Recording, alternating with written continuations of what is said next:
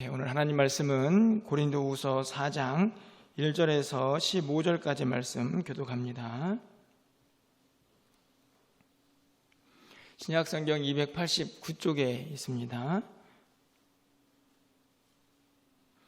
고린도후서 4장 1절에서 15절까지 말씀을 한 절씩 교독하고 15절은 함께 읽겠습니다.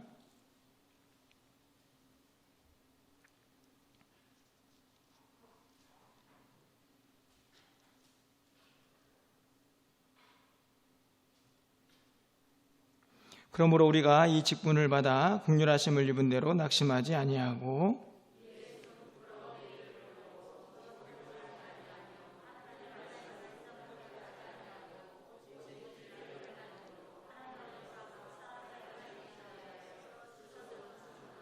만일 우리의 복음이 가리었으면 망하는 자들에게 가리어진 것이라.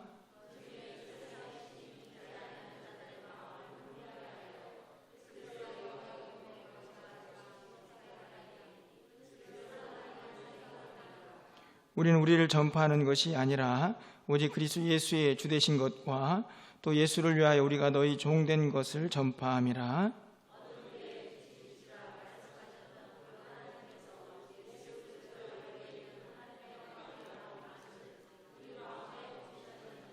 우리가 이 보배를 질그릇에 가졌으니 이는 심히 큰 능력은 하나님께 있고 우리에게 있지 아니함을 알게 하려 함이라.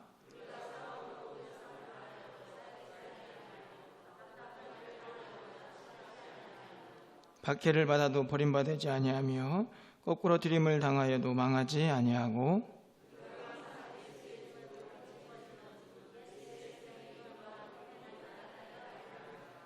우리 살아있는 자가 항상 예수를 위하여 죽음에 넘겨짐은 예수의 생명이 또한 우리 죽을 육체에 나타나게 하려 함이라.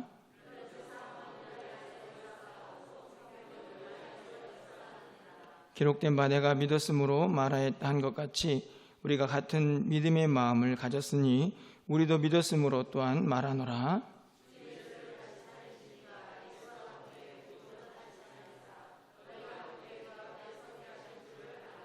15절입니다.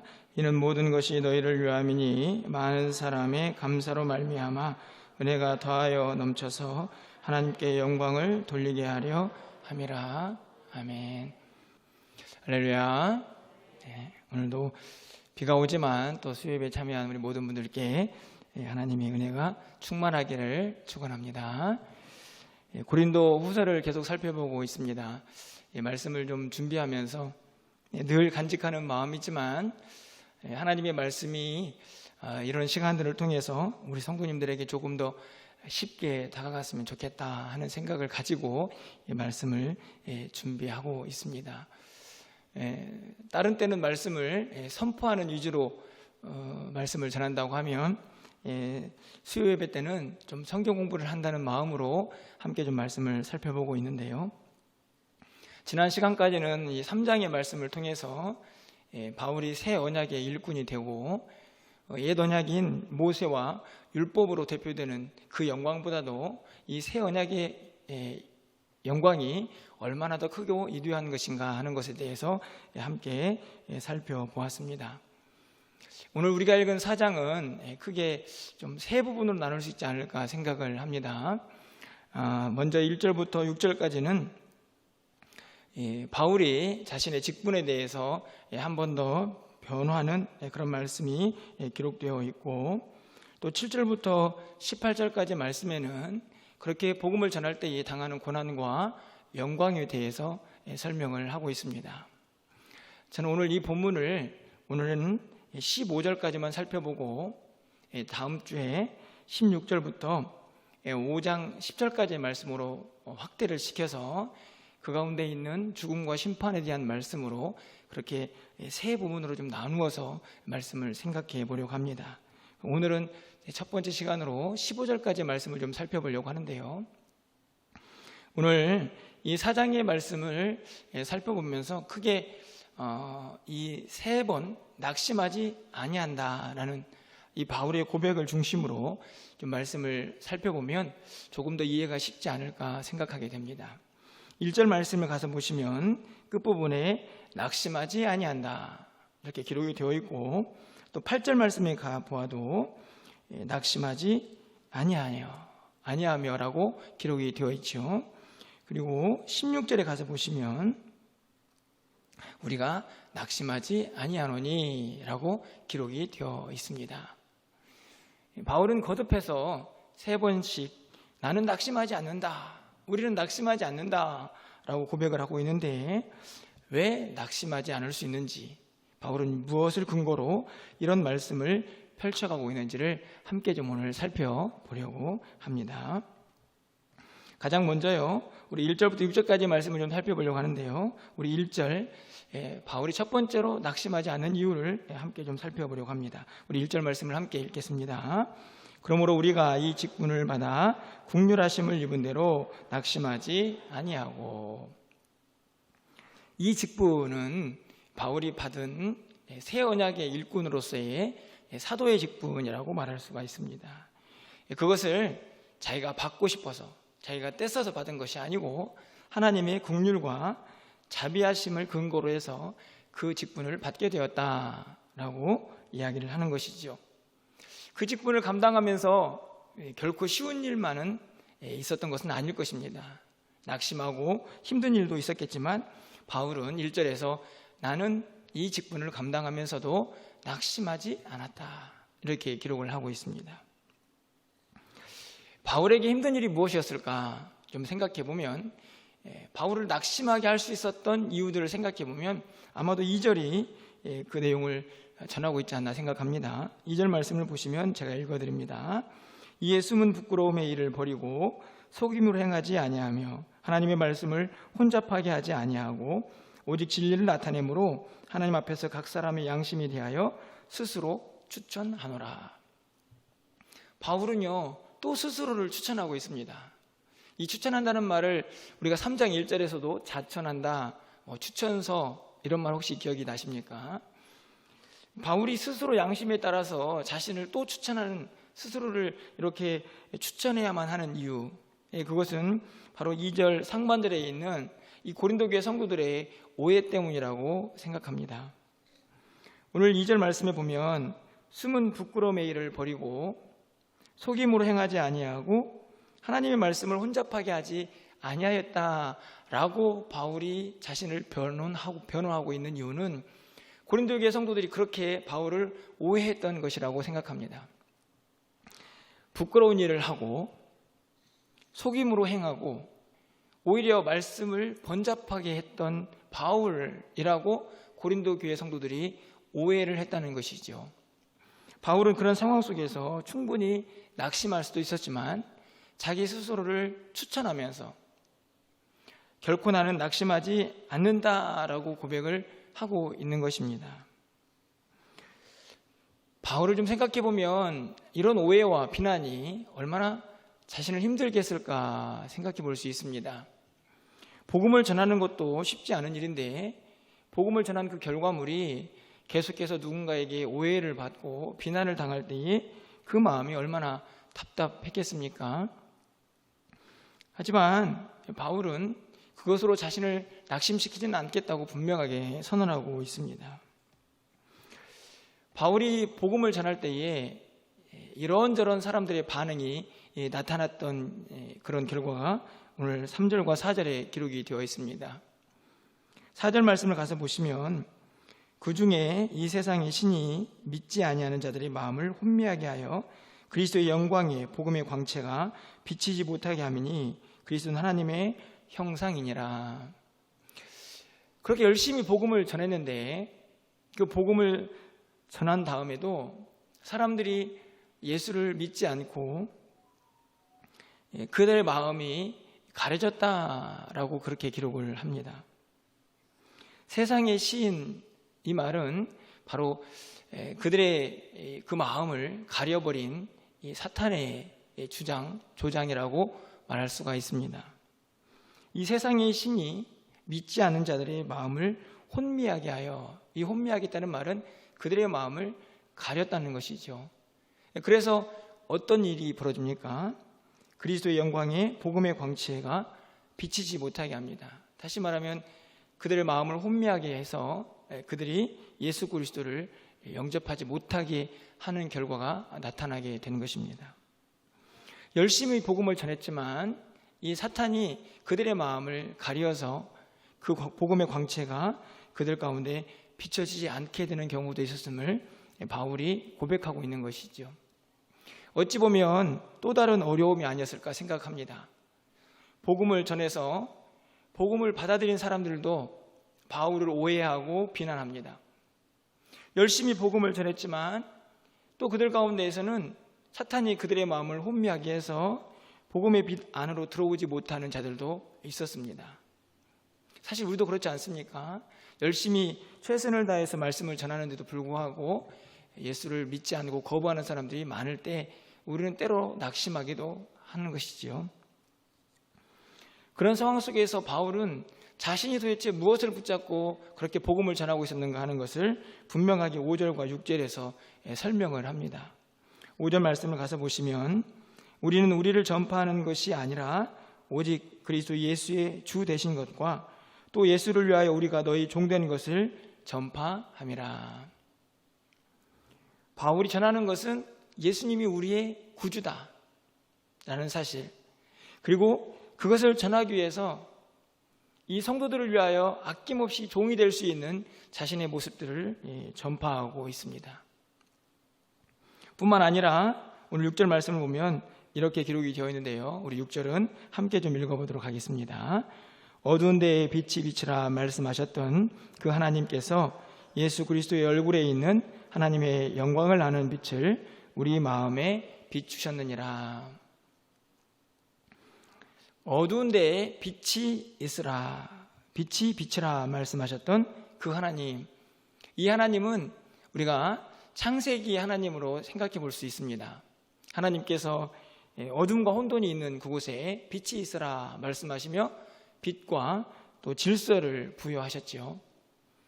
그 창세기 하나님, 능력의 하나님께서 바울과 또 우리 모두에게 이 빛을 허락해 주셨습니다. 그 빛이 어떤 빛인가요? 예수 그리스도의 얼굴에 있는 하나님의 영광을 깨닫게 하는 빛입니다.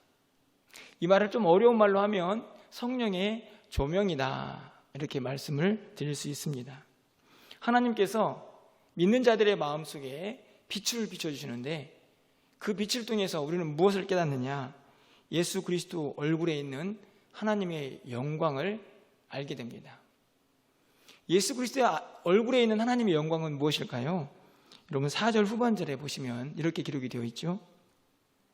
그리스도는 하나님의 형상이니라. 이 말은 무슨 말입니까? 그리스도를 보면 누구를 알 수가 있습니까? 하나님을 알 수가 있죠. 왜요? 그리스도는 하나님의 형상이기 때문입니다. 그런데 이것을 모든 사람들이 다 깨달을 수 있느냐? 그렇지 않죠. 어떤 사람만 깨닫습니까? 6절 말씀을 비춰보면 어두운데 빛을 비추셨던 그 하나님의 빛이 우리들에게 찾아오셔서 그 빛을 우리 마음속에 비추어 주었을 때에 우리는 예수 그리스도 안에 있는 하나님의 형상을 보게 됩니다. 다시 말하면 그분이 우리의 구주가 되시고 우주 만물의 통치자가 되시며 우리의 구세주로 이 땅에 오셨다는 사실을 믿어지게 되는 것이죠. 바울은 지금 오늘 자신이 전하고 있는 그 복음의 가치, 복음의 내용들을 설명하면서 때로는 성도들에게 오해를 받기도 하고 비난을 사기도 합니다. 말씀을 전할 때에 모든 사람들이 그 말씀을 할렐루야 아멘 하면서 받는 것도 아니고 어떤 사람들은 그 마음이 가려져 가지고 혼미해져서 그 말씀을 받아들이지도 않습니다. 이런저런 어려운 상황 속에서 충분히 낙심할 수 있는 상황들이지만 바울은 낙심하지 않는다라고 이야기합니다. 왜 그랬을까요?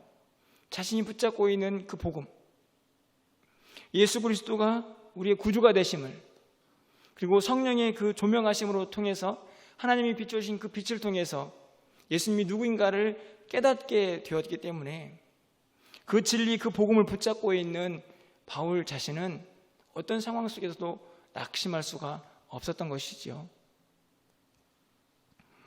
이 말씀은 오늘 우리에게도 너무나 잘 적용이 된다고 생각합니다.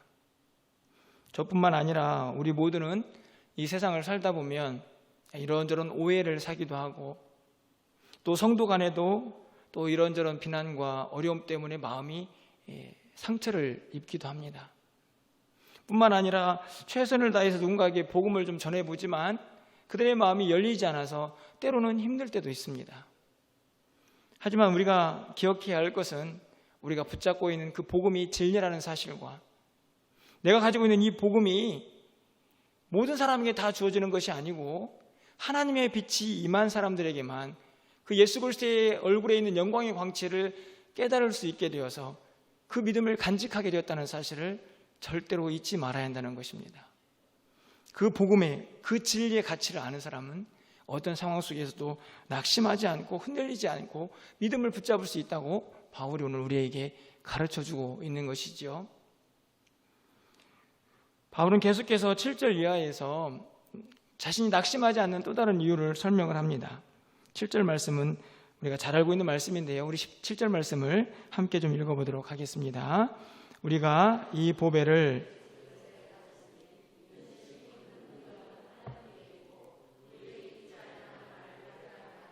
아멘. 여기서 말하는 이 보배는 무엇일까요? 앞에서 설명했던 성령의 조명, 하나님의 빛이 우리에게 비추어와서 예수 그리스도 얼굴에 있는 그 광채를 깨닫는 믿음, 복음입니다. 그 보배를 어디에 가졌습니까? 질그릇에 가졌죠. 질그릇은 그냥 우리 자신이라고 생각할 수가 있습니다. 너무나 대조적이죠. 보배, 너무나 귀한 것인데 그것이 질그릇, 언제든지 깨지기 쉬운 질그릇에 담겨져 있습니다.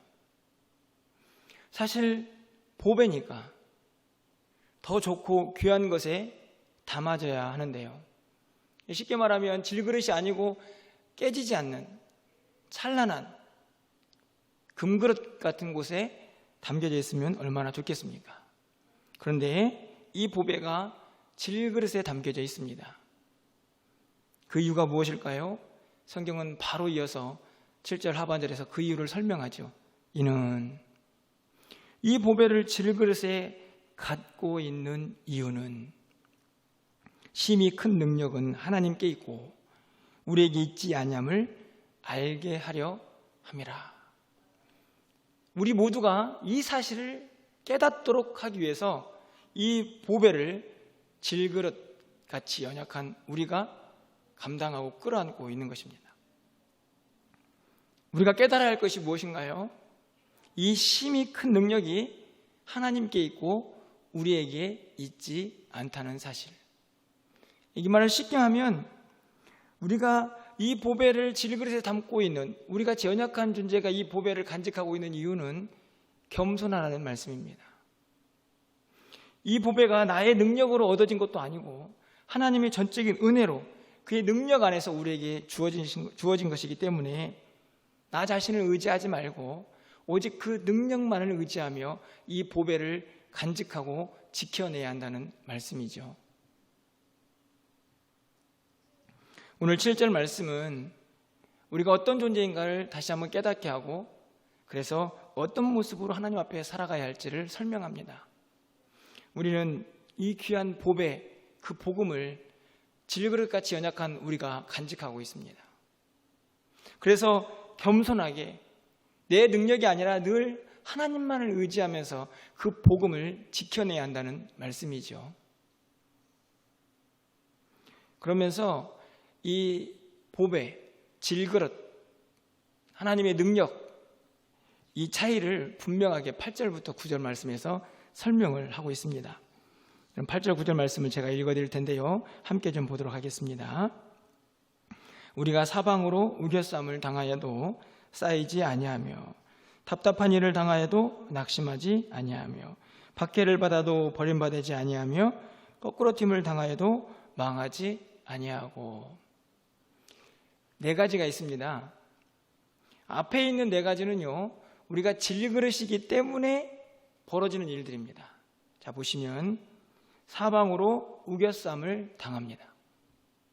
두 번째로는 답답한 일도 당합니다. 9절에 있는 말씀의 세 번째는 박해를 받기도 합니다. 네 번째로 거꾸러뜨림을 당하기도 하죠. 이것은 우리가 질그릇이기 때문에, 연약하기 때문에 언제든지 당할 수 있는 연약함입니다. 그런데요, 그렇게 연약하지만 사방으로 우겨쌈을 당하여도 쌓이지 않고, 답답한 일을 당하여도 낙심하지 않고, 박해를 받아도 버림받지 않고, 거꾸로팀을 당하여도 망하지 않고, 분명히 앞에 있는 요소들은 다 연약해서 금방이라도 쓰러질 것 같은 모습들인데 그것을 이겨내죠.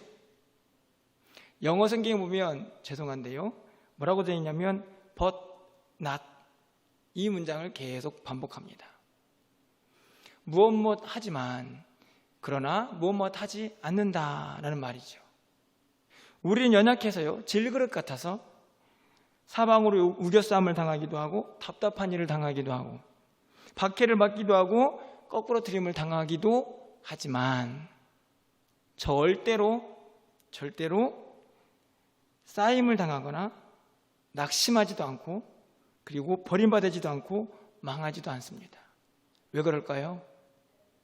만약에 우리 질그릇 같은 인생이 이 일을 당한다고 하면 무조건 다 제가 보기에는 넘어지고 깨지고 망해버릴 수밖에 없습니다. 하지만 오늘 7절로 다시 올라가 보면 우리가 이 보배를 질그릇에 가진 이유가 무엇입니까? 하나님의 크신 능력. 그러니까 8절 9절에 있는 말씀을 보면 우리는 질그릇 같기 때문에 이런저런 어려움과 고난을 당할 수 있습니다. 하지만 결코 망하지 않을 수 있는 이유는 하나님의 능력이 우리와 함께 하시기 때문이죠. 여러분 믿으십니까? 여러분, 우리가 이 땅 가운데 살아가는 동안에 지금 앞에 8절과 9절에서 말하고 있는 이 네 가지 현상들은요, 너무나 쉽게 일어나는 일들입니다. 그런데 그 가운데서도 버림받지도 않고 실망하지도 않고, 그리고 완전히 낭망하여서 망하지도 않을 수 있는 유일한 힘의 이유는 하나님의 능력이 우리와 함께하고 있기 때문이라고 말씀하고 있는 것이죠.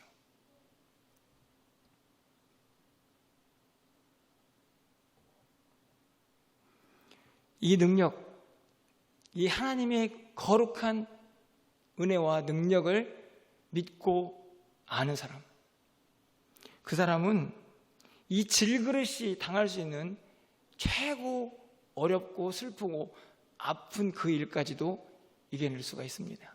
그게 뭐냐면 죽음입니다.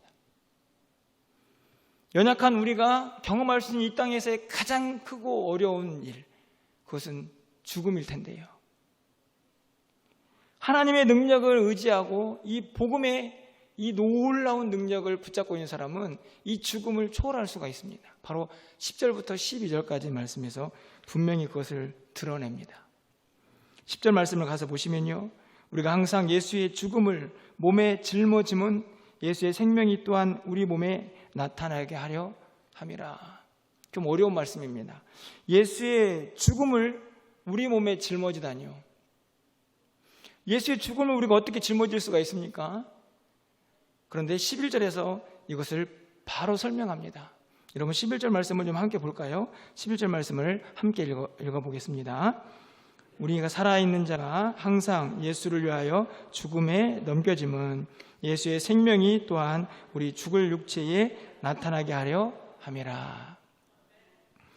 예수의 죽음을 우리 몸에 짊어진다는 것은 다른 것이 아닙니다.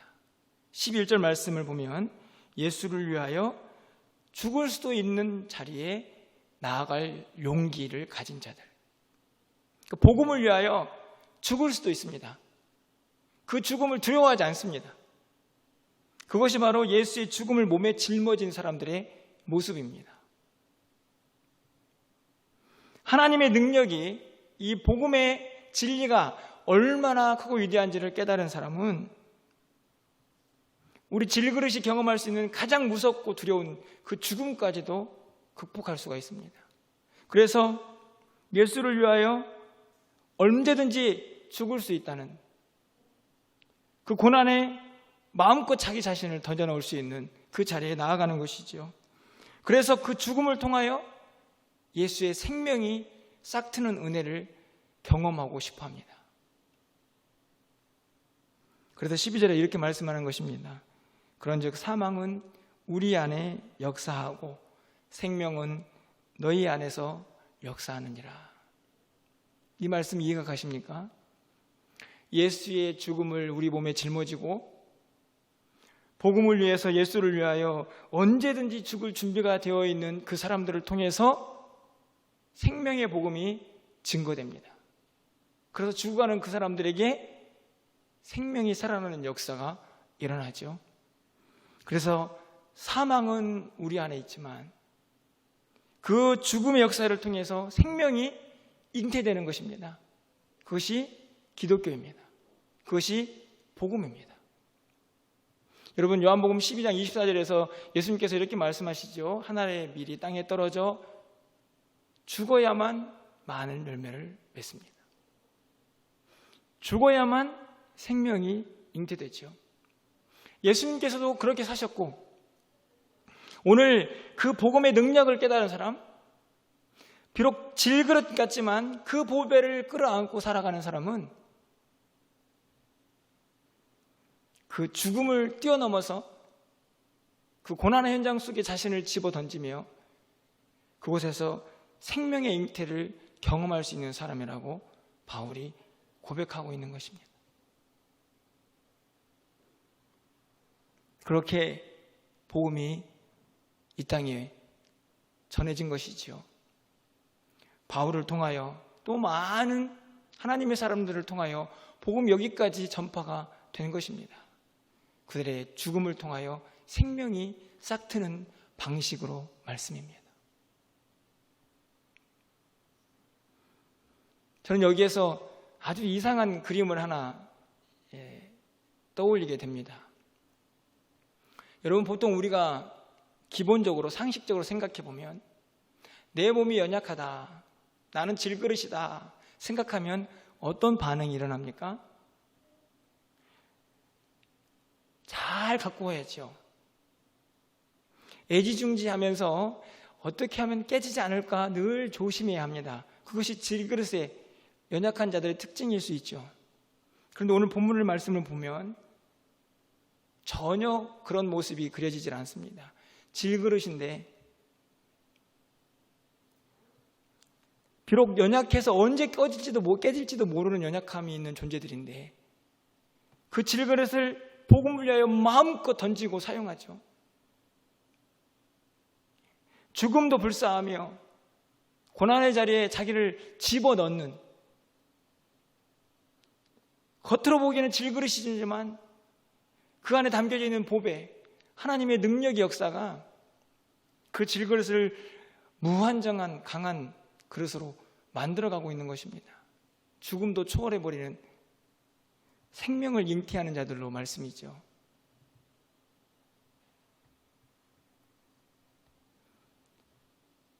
말씀 앞에서 참 많은 생각들을 해보게 됩니다. 우리는 분명 질그릇인데 우리 속에 담겨져 있는 그 귀한 보배, 그래서 결국에는 하나님의 능력이 얼마나 큰지, 무엇을 하든지 간에 그 하나님의 능력만 의지하면서 겸손하게 믿음 생활해야 할 우리들, 그들이 그 능력 앞에서 얼마나 위대한 일들을 감당할 수 있는 존재들로 변화될 수 있는지 오늘 바울은 우리에게 분명하게 설명하고 있습니다. 그런즉 사망은 우리 안에 역사하고 생명은 너희 안에서 역사하느니라. 여러분, 이 위대한 진리를 우리 모두가 꼭 깨닫고 살아갈 수 있는 은혜가 있기를 소망합니다. 내가 죽으면 그곳에서 생명의 역사가 일어난다는 사실. 비록 우리는 질그릇처럼 연약하지만 하나님의 능력을 의지하고 죽음까지도 뛰어넘을 수 있는 담대함으로 그 고난의 현장에 뛰어 들어갈 수 있는 존재가 우리들이라는 사실을 우리가 잊지 않고 살 때에 우리를 통하여 우리 주변에서 동일하게 생명의 역사가 일어날 줄 믿습니다. 누군가가 바울에게 또 이렇게 죽음도 초월한 생명 역사를 경험하며 살아가는 그 사람에게 왜 그렇게 살아갑니까? 왜 그렇게 힘들게 사나요? 라고 묻는다면 바울은 아마 13절, 14절, 15절 이 세 가지로 답을 하지 않을까 생각해 봅니다. 여러분 13절 말씀 가서 보실까요? 우리 13절 말씀을 좀 함께 읽어보도록 하겠습니다. 기록된 바 내가 믿었으므로 말하였다 한 것 같이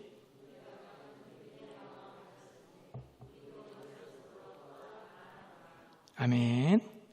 기록된 바라는 말은 구약의 어딘가에 내가 인용하고 있는 이 말씀이 있다라는 것이죠. 시편 116편 10절에 있는 말씀입니다. 화면을 보시면 내가 크게 고통을 당하여도 말할 때에 또 나는 믿었도다. 해석이 좀 어려운 말인데 이 말을 쉽게 말하면 내가 정말 고통스럽고 힘들 때에도 나는 믿음이 있다라고 고백했다는 말입니다. 그러니까 고통과 고난이 그 믿음을 흔들어 놓지 못했다라는 고백이 시편 116편에 있는 고백인데 바울은 그 고백을 고스란히 가지고 와서 나는 시인과 똑같은 마음을 똑같은 믿음을 간직하고 있다. 그게 뭐냐 하면 믿었기 때문에 말한다. 다시 쉽게 말하면 믿었기 때문에 나는 전한다는 말입니다. 바울이요 왜 그렇게 힘들고 어려운 복음 현장 속으로 그 고난과 어려움의 현장 속으로 자신을 던져 넣을 수 있었을까? 그 이유는 아주 단순합니다. 무엇 때문이냐? 내가 믿기 때문이다. 이겁니다. 내가 믿기 때문에 전하는 것이다. 내가 믿기 때문에 말하는 것이다. 내가 믿기 때문에 고난과 고통이 따라와도 나는 이 복음을 증거할 수밖에 없다는 말씀입니다. 왜요? 자기가 붙잡고 있는 그 믿음이 진리이기 때문입니다. 너무너무 단순합니다. 내가 하고 있는 모든 이유의 가장 근본적인 것은 내가 믿음이 있기 때문이다. 예를 들어서 당신이 그렇게 힘든데도 어떻게 그렇게 웃을 수가 있습니까? 저에게 믿음이 있기 때문입니다. 당신은 어떻게 그렇게 힘든 가운데에서도 참고 인내할 수가 있습니까? 저에게 믿음이 있기 때문입니다. 당신은 어떻게 그렇게 당신을 미워하고 힘들게 하는 사람까지 사랑할 수 있습니까? 저에게 믿음이 있기 때문입니다. 어떻게 그렇게 헌신할 수 있나요? 어떻게 그렇게 주님을 섬길 수 있나요? 저는 모르겠습니다. 다만 저에게는 믿음이 있습니다. 그 믿음 때문에 말하고 그 믿음 때문에 전도하고 그 믿음 때문에 참고 그 믿음 때문에 기뻐하고 그 믿음 때문에 헌신하고 여러분 믿음이 어려운 게 아니고요. 내가 붙잡고 있는 그 믿음이 얼마나 귀한 것인지 알면 그 믿음 때문에 모든 걸 할 수 있다. 저는 이 13절 말씀을 그렇게 해석해 봅니다. 나는 믿었으므로 말한다. 나는 믿었기 때문에 나는 믿음이 있기 때문에 지금 이 모든 것을 하고 있는 것입니다. 사실은 여러분 이 자리에 나와서 예배하고 있는 이유도 믿음이 있기 때문이죠. 내가 믿기 때문에 주님 앞에 나와 주님을 예배합니다. 그렇기 때문에 이 고백은 우리 삶에서 절대로 멈춰서는 안 되는 고백입니다. 저에게는 믿음이 있습니다. 그래서 고통도, 그래서 어려움도, 그래서 죽음도 극복하고 초월할 수가 있습니다. 그것이 하나님의 능력이죠. 믿음을 간직한 자의 믿음의 고백이자 하나님의 능력입니다. 바울이 그렇게 죽음도 극복한 믿음을, 복음을 증가할 수 있었던 이유는 14절에 또 한 번 등장을 합니다. 14절 말씀을 보시면 주 예수를 다시 살리신 이가 예수와 함께 우리도 다시 살리사 너희와 함께 그 앞에 서게 하실 줄을 아노라. 14절 말씀은 무엇입니까? 우리가 너무나 잘 알고 있는 부활신앙이죠. 부활신앙은 이 세상의 전부가 아니라고, 장차 우리에게 찾아올 영생에 대한 소망을 간직하고 살아가는 사람이기 때문에 이 땅에서 당하는 고난이 그렇게 중요해 보이지 않습니다. 그래서 죽음까지도 능히 이겨낼 수가 있게 되는 것이죠. 믿기 때문에 고난의 현장 속에 달려갈 수 있고, 그리고 나에게는 부활의 영생의 소망이 있기 때문에, 이 세상의 끝이 아니기 때문에 나는 죽음을 거뜬히 이겨낼 수 있다. 나는 그래서 이렇게 복음을 전하고 있다라고 바울이 고백합니다. 그리고 마지막에 15절에서 이렇게 고백하죠. 바울이 그렇게 복음을 전해야만 하는 마지막 이유입니다. 우리 15절 말씀은 마지막으로 함께 좀 읽어보겠습니다. 이는 모든 것이 너희를 위함이니 많은 사람의 감사로 말미암아 은혜가 더하여 넘쳐서 하나님께 영광을 돌리게 하려 함이라. 할렐루야.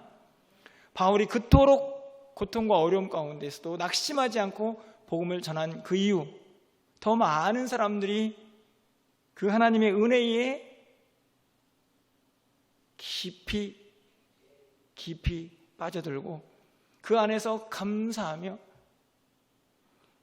그래 결국에는 하나님께 영광을 돌리게 하는 것, 사실은 복음을 전하는 근본적인 이유이죠.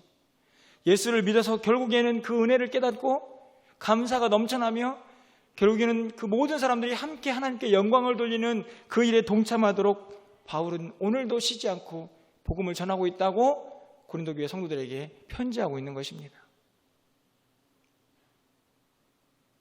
말씀을 맺으면서 이런 생각을 해보았습니다. 바울에게 있어서 낙심은 사치다. 절망은 사치입니다.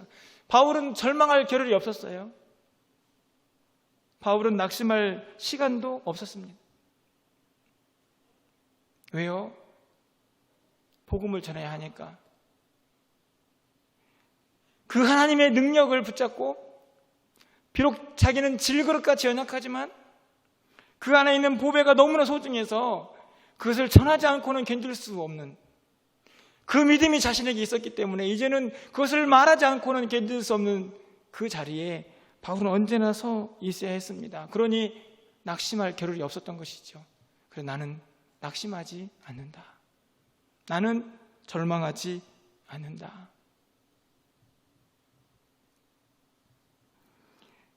오늘 이 말씀을 전하고 있는 저 자신에게도 큰 도전과 그리고 회개가 일어납니다. 저 역시도 때로는 이런저런 상황 속에서 낙심하기도 하고, 하나님 왜 이러십니까? 라고 종종 질문을 하기도 합니다. 그런데 바울은 계속해서 고백하죠. 나는 낙심하지 않는다. 여러분 어떠신가요? 여러분 혹시 지금 이 순간에도 무언가 어떤 이유 때문에 여러분의 마음이 절망하고 답답해하고 또 힘들어하고 있는 분이 계십니까? 그렇다면 오늘 말씀을 좀 꼭 마음속에 새기시기를 바랍니다. 나는 낙심하지 않는다. 우리에게는 비록 질그릇 같지만 우리에게 담긴 보배가 있고요. 그 보배 때문에 하나님의 능력이 너무너무나 크게 우리 안에서 역사하고 있는 것입니다. 그래서 어떤 상황 속에서도 절대로 망하지 않고 버림받지 않고 무너지지 않을 수 있는 그 능력이 우리 안에 동일하게 존재하는 것이죠. 오늘 이 말씀을 꼭 붙잡으시고 어떤 상황 속에서도 낙심하지 마시고요. 나는 믿음이 있다. 나는 믿기에 나는 능히 이겨낼 수 있다. 나는 믿기에 그것을 마음껏 증거하며 전하며 살겠노라. 그렇게 고백하시면서 우리의 삶으로, 우리의 입술로 그것을 증거하며 살아갈 수 있는 저와 여러분 되시기를 주님의 이름으로 축원합니다.